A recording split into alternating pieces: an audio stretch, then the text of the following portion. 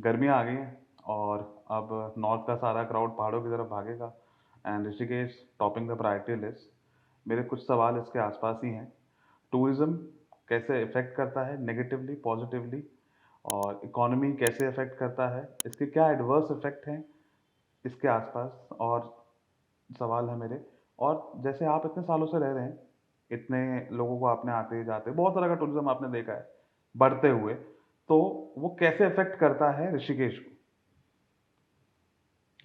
देखिए, मैं अगर एक ऋषिकेश के नागरिक के रूप में बात करता हूँ, उत्तराखंड के नागरिक के रूप में बात करता हूँ, तो मैं अपना पर्सनल विचार इसमें ये देना चाहूँगा कि आता हुआ टूरिस्ट हमारा अतिथि भाव उसके प्रति होना चाहिए और उस प्रकार का अतिथि भाव होना चाहिए कि हम उसका यथा योग्य व्यवस्था दें, ताकि कुछ भी आने पर होने वाला ऐसा काम जो हमें लगता है कि वो होना चाहिए, तो उसको सपोर्ट करें, और जो हमें लगता है नहीं होना चाहिए, तो उसके लिए हम सख्त भी हो जाएं कि ये नहीं होना चाहिए।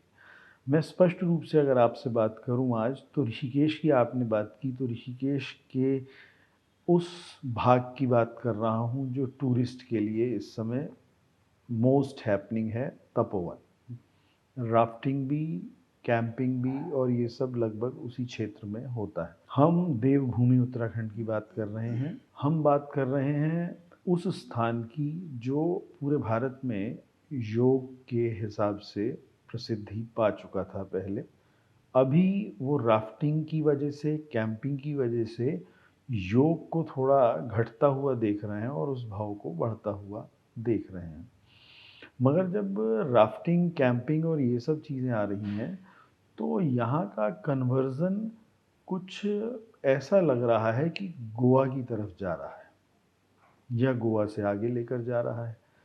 थोड़ा-सा इस चीज़ के ऊपर एक क्लियर थॉट गवर्नमेंट की तरफ से भी होना चाहिए कि वो चाहते क्या हैं? देवभूमि उत्तराखंड या मौज-मस्ती, उद्दंड उत्तराखंड? यानी कि मैं गोवा से भी नेक्स्ट लेवल की बात कर रहा हूँ। गोवा में rule regulations are strict in comparison of Uttarakhand. हर चीज़ के लिए वहाँ पर सख्ती है, मगर जितनी छूट उन्होंने दी है उसके लिए छूट भी है। यहाँ पर छूट कागज़ों में कम है, मगर बहुत ज़्यादा मिली हुई है। उस प्रकार की छूट है जो उत्तराखंड के युवा को भी प्रभावित कर रही है। उस प्रकार की छूट है जो उत्तराखंड की युवतियों को भी प्रभावित कर रही है। इनडायरेक्टली मैंने सब कुछ कहा, डायरेक्टली सुनने वालों को समझना है, डायरेक्टली सरकार के नुमाइंदों को समझना है। हम जब एक चीज़ को बढ़ावा देते हैं तो उसके साथ दो चीज़ें और आती हैं। हम यहाँ की आर्थिक व्यवस्था को किस स्वरूप में देखते हैं? टूरिज़्म से कौन-सा अर्थ हमें प्राप्त हो रहा है, वो भी हमें समझना होगा। हम यहाँ पर इस प्रकार के पेय पदार्थ अगर उपलब्ध कराते हैं, सरकारी मशीनरी के द्वारा, वैलिड अनवैलिड सब होता है, बट हम तो वैलिड वे में ही बहुत कुछ उपलब्ध करवा रहे हैं।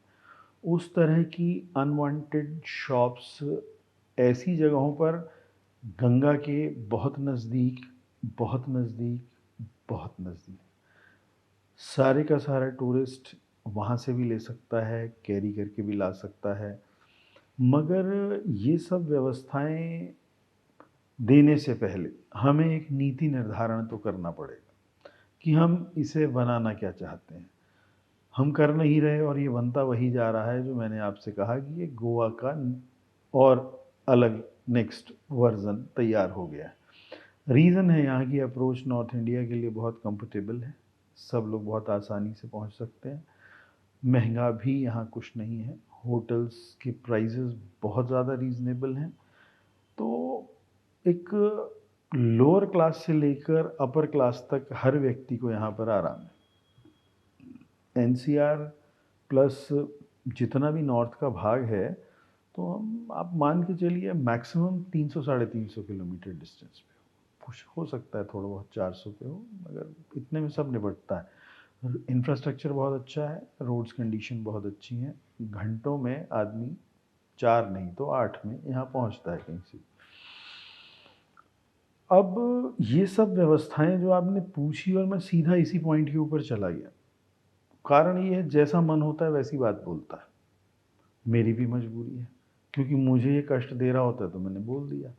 मगर क्या सरकार का ये कर्तव्य नहीं है कि वो इन सब व्यवस्थाओं को उस हिसाब से व्यवस्थित करे जो यहाँ के सामान्य नागरिकों को कष्ट न दे? अब आपकी वो छूट की प्रवृत्ति जो टूरिज्म को बढ़ावा दे रही है, वो साथ में यहाँ पर जो खत्म कर रही है, वो बहुत बड़ा विषय भविष्य में दिखाई देगा। तब तक सरकारें बदल चुकी होंगी, दोषी कोई मिलेगा नहीं, और किसी का दोष तो होता भी नहीं, ये तो करने वाले का दोष है जिसने किया। मगर अगेन वही बात है कि वो शासक इस बात का ध्यान ज़रूर रखें।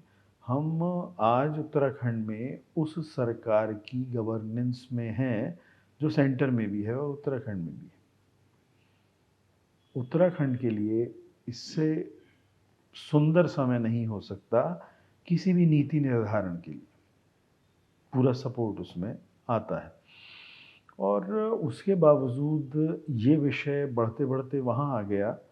मैं तो हमारे मुख्यमंत्री जी से भी ये निवेदन करता हूँ कि इन सब विषयों पर विचार ज़रूर करें। ये हमारी अर्थव्यवस्था की पुकार नहीं, ये हमारी जन जन की पुकार है कि यहाँ पर बढ़ता हुआ टूरिज़्म जो है उसके स्वरूप को धार्मिक की तरफ कम से कम 50% पर तो मेंटेन करने का प्रयास करें।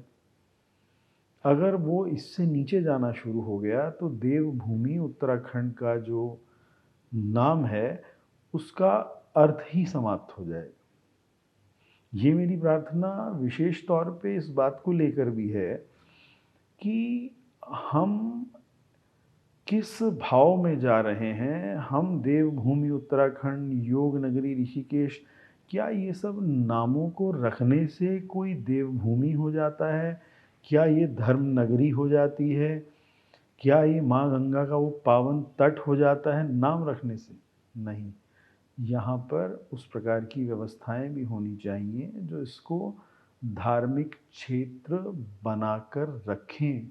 अगर वो सख्त हिसाब किताब नहीं बनाया गया तो ये क्षेत्र दूषित होगा। जब ये क्षेत्र दूषित होगा तो ये प्राकृतिक आपदा भी लेकर आ सकती है यहाँ पर।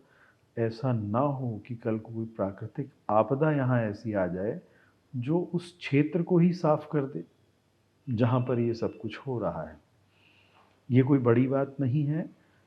हमें देखना होगा कि वो पूरे का पूरा क्षेत्र एक ऐसा टीला है जिसका गंगा की तरफ से जाकर उसे देखा जाए तो वो स्ट्रेट वॉल सी नज़र आती है लगभग।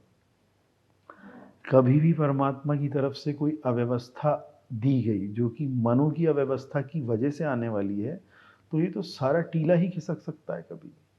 उस वक्त कौन जिम्मेवार होगा इस आपदा को लेकर? होंगे तो हम ही।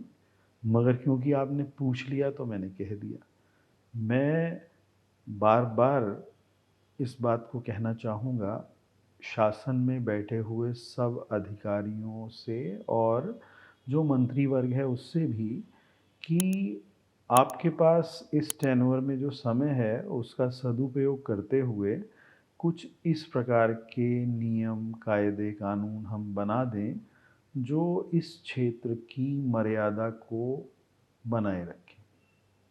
अगर हमने अभी भी ये ध्यान नहीं दिया तो शायद ज़्यादा देर हो चुकी होगी। इस प्रकार की अव्यवस्था हमें शायद दोबारा आने पर रोक लगा दे। वो रोक उस चेतना की तरफ से लगने वाली होगी, ना कि किसी पार्टी की वजह से। ये मैं सुनिश्चित बात कह रहा हूँ।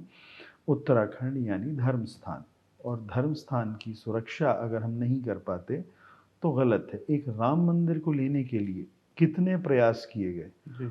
और राम मंदिर अगर बन जाता है तो उसकी शुचिता का ध्यान न रखा जाए और वहाँ पर अव्यावहारिक व्यवस्था होने लगे, तो इसका अर्थ क्या है? हमने अपनी ज़िद के लिए कुछ किया, इसके अलावा तो नहीं। जो कि वहाँ पर कायम है वो शुचिता और बढ़ रही है। एग्ज़ाम्पल देने के लिए मुझे ये कहना पड़ा, माँ गंगा, माँ कहने से गंगा गंगा नहीं हो जाती, माँ मानने से होती है। उस जल का जो पवित्र भाव है, उसको कायम रखने से वो माँ होगी, कहने से माँ नहीं होगी। और इसको माँ कहने वालों को इसे माँ मानना होगा। हम कभी, मैं स्पष्ट रूप से उन राजनीतिक व्यक्तियों से निवेदन कर रहा हूँ कि कभी 2, 3, 4, 6 महीने में जाकर गंगा आरती में सम्मिलित हो जाना नहीं, वास्तव में रोज उस गंगा के प्रेम में स्नान करना, जहाँ पर इस क्षेत्र की शुचिता के ऊपर विचार हमारे मन में निरंतर चलता रहे, वो है वास्तविकता। तो बात आपने टूरिज़्म की, मगर मुझे यही टूरिज़्म नज़र आता है कि यहाँ पर इस चीज़ का स्थापित होना बहुत ज़रूरी है। अगर ये स्थापित नहीं होता, तो आप यकीन मानिए मेरे पास पर्सनल लेवल पे आकर लोग, कभी कोई चर्चा हो रही है तो स्पष्ट रूप से कहते हैं कि आप इस पर कहें। ये मैं पिछले 6 महीने से देख रहा हूँ। मगर कहने की इच्छा भी नहीं हो रही थी। दूसरा, आज बहुत स्पष्ट कहने के लिए जिस मानसिक शक्ति की आवश्यकता है, उसकी भी कमी महसूस कर रहा था। कारण ये है कि इतना स्पष्ट कहने का अर्थ अगेन अपने आप को किसी न किसी कटघरे में, किसी न किसी की नज़र में खड़ा करना है। मगर एक वो परमात्मा का आशीर्वाद है जो आज ये कहलवा रहा है, और मुझे नहीं, उन व्यक्तियों को कटघरे में खड़ा कर रहा है जो इस अव्यवस्था को दे रहे हैं।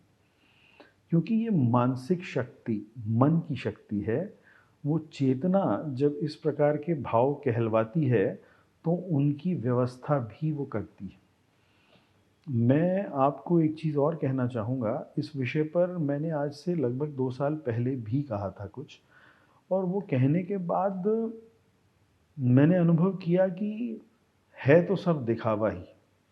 मूलतः हम धर्म की बात दिखावे के लिए कर रहे हैं।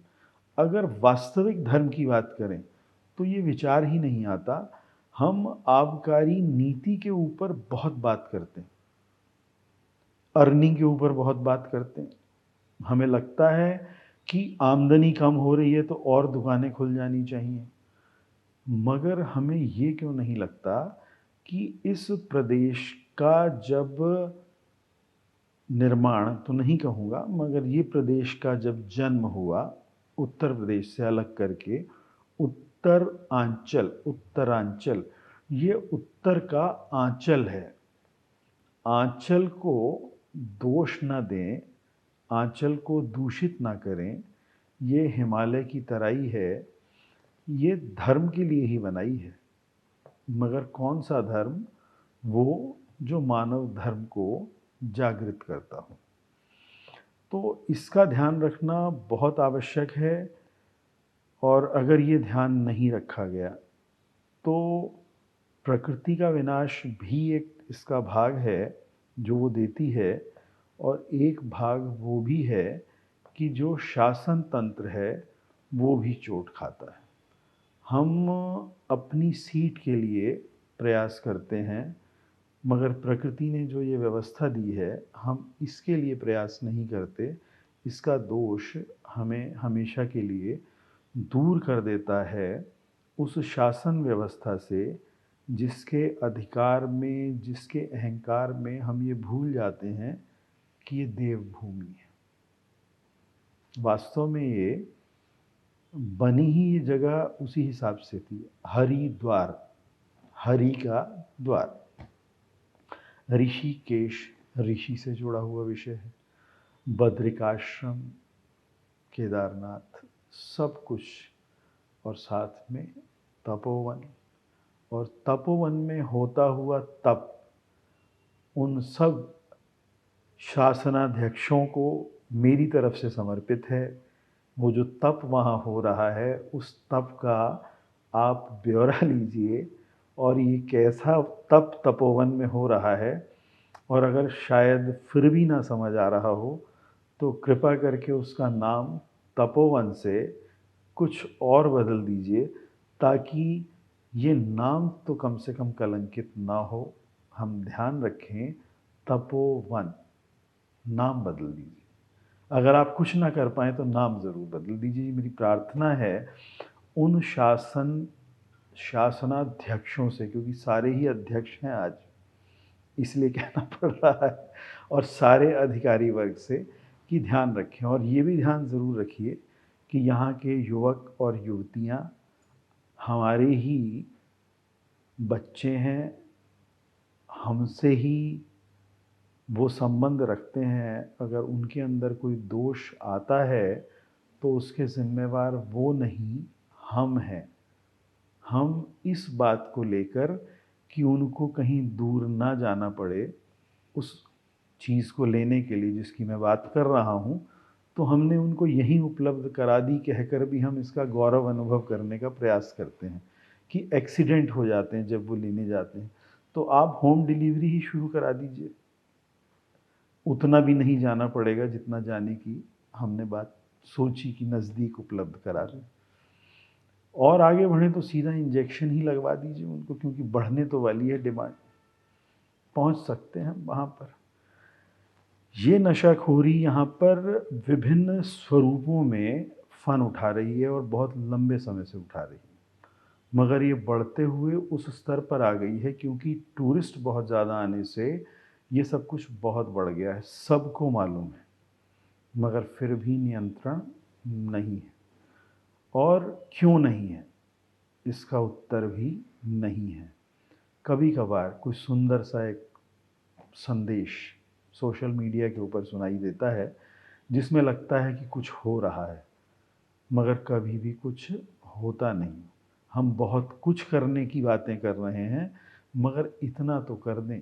और मैं तो कह रहा हूँ कि अब जब ये अवधि पूरी होने वाली है सेशन की, सरकार की, तो वो एक ये काम तो कर ही दें, मगर ऐसा नहीं जो थोड़े समय का हो। कुछ ऐसी व्यवस्था करें जो हमेशा के लिए इसको रोक दे।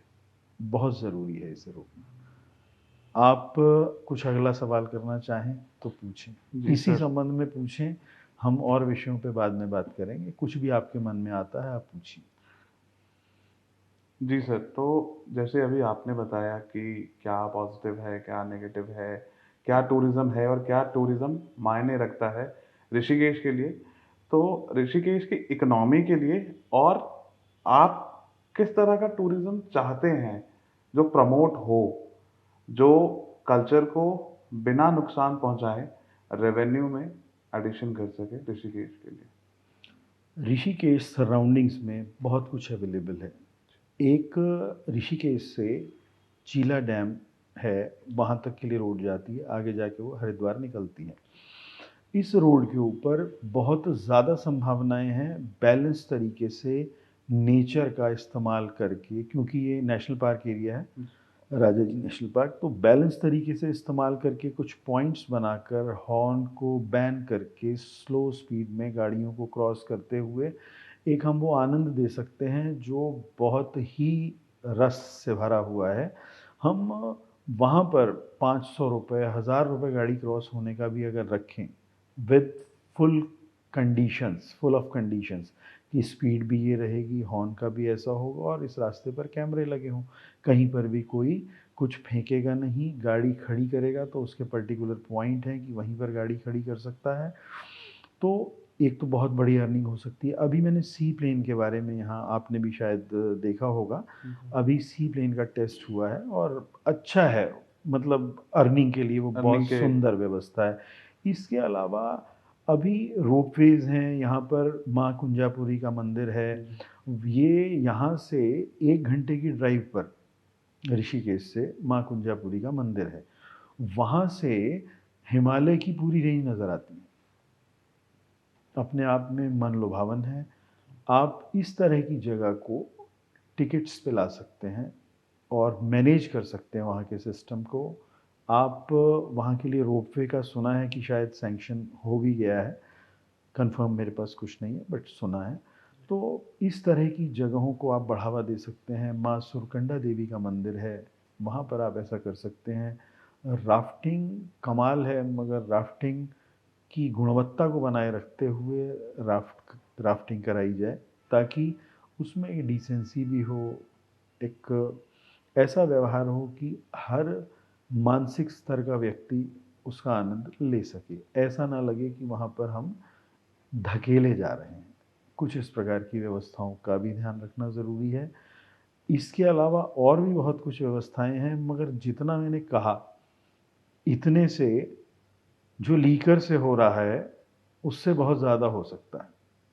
मगर दिल है कि मानता नहीं, सबसे आसान रास्ता वही दिखता है जिस पर बहुत ज़्यादा काम करके बहुत ज़्यादा तैयारी हो सकती है, वो हम करने को तैयार नहीं। अच्छा नहीं। अगेन मैं हाथ जोड़कर उत्तराखंड की बॉडी से ये प्रार्थना कर रहा हूँ, जो एडमिनिस्ट्रेशन बॉडी है यहाँ की, कि बचा लीजिए इस क्षेत्र को, नहीं तो ये ढह जाएगा, निश्चित रूप से ढह जाएगा, क्योंकि ये अब प्रकृति ही ढहा देगी। आप बचा लीजिए, उस व्यवस्थित स्वरूप में ले आइए इसको, जहाँ पर ये वास्तव में तपोवन का वो रिफ्लेक्शन तो दे सके जो आज से 25 साल 30 साल पहले यहाँ था। और अगर फिर भी लगता है कि नहीं है संभावना, तो तपोवन से नाम ज़रूर चेंज कर दीजिए। ये मैं ज़रूर कहना चाहूँगा कि कम से कम उस नाम को कलंकित ना किया जाए।